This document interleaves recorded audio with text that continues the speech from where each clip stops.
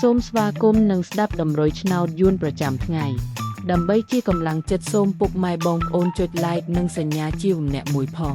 ដើម្បីទទួលបានតម្រុយថ្មីប្រចាំថ្ងៃតម្រុយឆ្នោតយួននៅថ្ងៃនេះគឺថ្ងៃទី20 ខែតុលាឆ្នាំ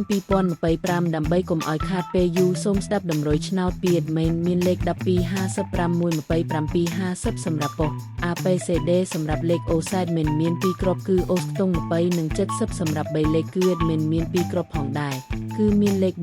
345គុណ789គុណបើសិនជាពុកម៉ែបងប្អូនស្រឡាញ់និងពេញចិត្តលេខទាំងនេះពុកម៉ែបងប្អូនអាចយកលេខទាំងនេះទៅផ្សងសំណាងបានជាចុងក្រោយសូមជូនពរពុកម៉ែបងប្អូនដែលយកលេខខាង admin ទៅផ្សងសំណាងហេងយើងទាំងអស់គ្នាជូនពរពុកម៉ែបងប្អូនជួបតែសំណាងល្អនិងសុខភាពអរសូមជម្រាបលាជួបគ្នានៅថ្ងៃស្អែកបន្តទៀត